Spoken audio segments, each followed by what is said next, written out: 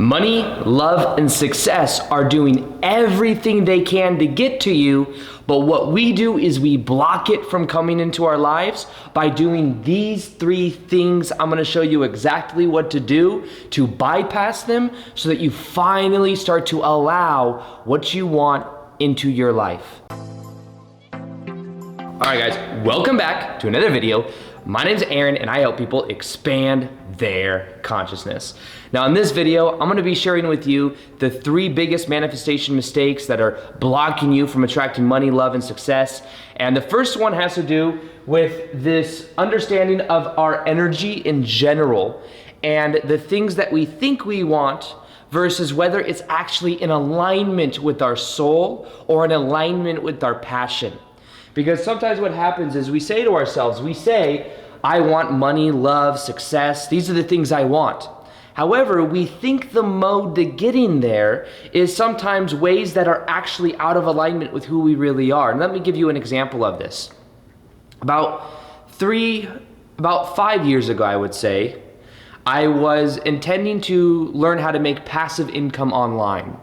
And what I was doing is I saw this YouTuber, he was showing how to make and how to outsource Kindle books, like outsourcing Kindle books, and you hire people to write them and you get ghostwriters and stuff, and then you market them. And he was showing how to do this and how he was making like, I don't know, it was like $8,000 or $10,000 a month doing it. And he taught people how to do that. And I thought it was really cool. I was working my job selling women's shoes at the time. So I was like, okay, let me get inside this and let me see how I can do this. So I bought his course. It was like 60 something dollars and I started studying it and I started to actually apply it. However, there was a lot of resistance. That came up. And the thing that I realized was that I was doing it for the wrong reasons.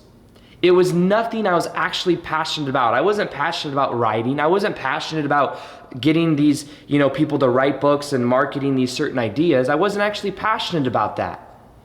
And what happened is I felt a lot of resistance and nothing actually really came from it. After about a month or two of trying to do it, it was a big hassle. I wasn't really making any money from it. And I decided to stop doing that. But now that I look back, I see the actual truth of that. What was actually happening is we all have an energetic field around our body. I was doing something I wasn't passionate about, which was lowering my frequency, and it was something that wasn't a part of my natural passion. Now remember, your higher self and your body, your physical ego, your higher self is always sending you a signal that is showing you whether you're in alignment or not. And when you're feeling passion, you're in alignment with what you're meant to be doing. As I make this video right now, I'm very passionate about it because this is what I love doing. So in the same way, what happens is this is the scale of consciousness right here, just like an example. Maybe you've seen me talk about it in my videos before. But the more you raise your vibration, the easier your manifestation ability is and the better you feel. Remember, feeling goes into your manifestations. So sometimes what people do is they may be focused on the money. They may be focused on the relationship instead of focused on the feeling and the passion of knowing that it is in alignment. So let me get this marker right here. So in alignment. So the key to this is the first mistake we make is we're not actually passionate about it. We're not passionate about it. And because we're not actually passionate about it, what ends up happening is it's actually something that lowers our frequency. Plus, in a way, it's something that our higher self is showing us isn't actually in alignment. Like for example, if I were to do and be doing that thing that I was doing with the selling Kindle books, I believe maybe it would have taken me on a timeline where it wasn't actually what I was passionate about. It would have kind of veered me off of the timeline that I'm on now to where I eventually started making YouTube videos full time. And sometimes people do this as well. They're like, I want to win the lottery. And if we want to win the lottery, what ends up happening is we think that what we want to win is the lottery, but what we really want is the emotion that comes from the security and the financial freedom of winning the lottery. But the thing is what if from your soul's perspective, you winning the lottery would take you out of your power of you actually creating things from the inside out? Because winning the lottery is kind of like an outside in type thing. So we need to ask ourselves the question, is this relevant for our life, for our purpose, for what we're passionate about? And that's why when I talk about manifestation, I always mention it in the form of make sure it's connected to your heart. So if attracting money, love, and success, if you're trying to attract money based on things that are principles that are out of alignment with you, then you might be coming up with blocks. You might think you just want a certain dollar amount, or you might think you just want a person because this person may make me feel better. But what if that person that you're trying to attract is actually going to treat you in a very negative way? Or what if it'll be a very sour relationship, or it'll actually deter you from your purpose of you accomplishing your dreams? When I was going through and starting to become more well-known on YouTube and really going for my passion, I realized that maybe being single during that time was necessary for me to really get my momentum going. So that's something that really makes a difference, is first off understanding your passion and whether it's really in alignment with what you're meant to be doing and with your soul in general. Now, the second thing that may be blocking you from money, love, and success, the mistake you may make with manifestation, is believing that it is all about thinking rather than also feeling and acting on whatever you want to create in your life. Now, I remember when I was first getting on YouTube and just also working my 9-to-5 job that I wasn't passionate about, people look at me now and they say, wow, Aaron's got a lot of willpower. Aaron's able to make a lot of videos on YouTube and all this stuff. And the truth is, I used to be somebody that was manifesting really by kind of just sitting on the couch, to be honest with you. I was thinking about what I want, and I would sit here and I'd be like, oh, I really want this in my life, and I really want that, and perfect relationship, and doing what I love full time, one day being able to speak like some of the people I look up to. That's what I want to do one day.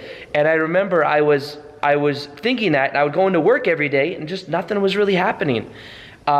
There were a couple synchronicities. One of the synchronicities is I met Jack Canfield. If you guys don't know him, he was in the book. He's the author of the Chicken Noodle Soup for the Soul books, and he was also in the movie The Secret. I met him at work synchronistically. He came up to me to buy something for his wife, but there was no one in the department he needed to buy clothes in, so he came to the shoe department to get rung up. And then I talked to him and stuff, and he was really cool, and I told him one day I'm going to do what you do. So it's kind of funny because now I do kind of what he does for a living, you know what I mean? But there were some synchronicities there, but nothing actually really happened. But then what I did is I had I kept hearing people talk about taking massive action.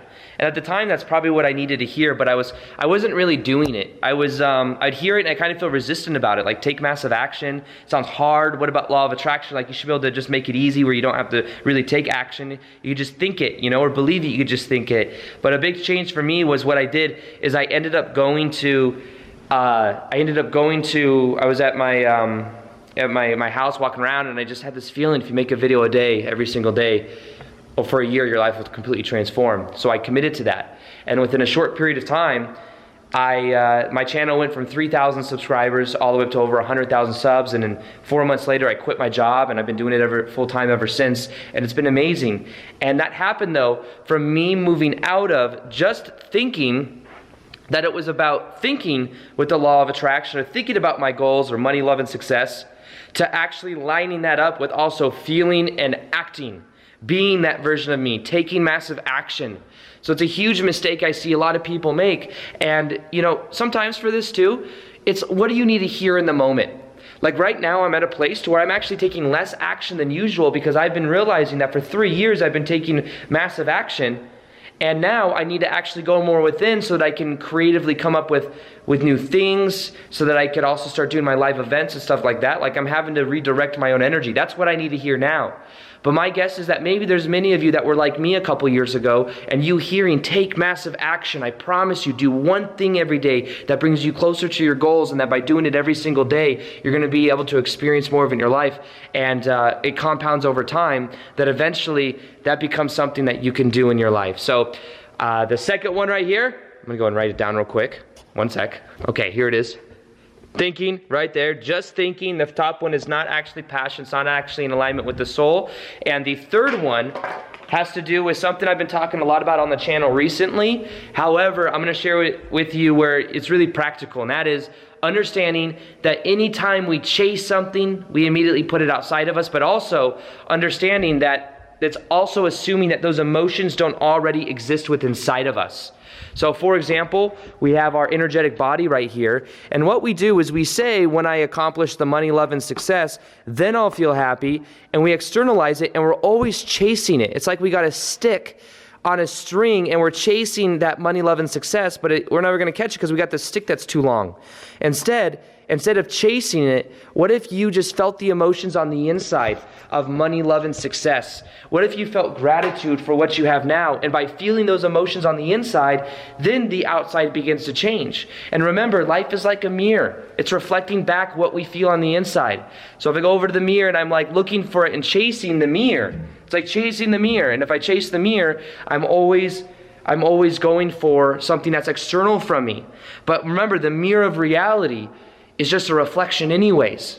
So if you change the inside, which doesn't mean that you necessarily, it means that you learn how to respond instead of react. That's the biggest change. Respond instead of react. If you respond, then you're coming at it from a level of awareness, and if you react, you're coming at it from the level of the survival mode.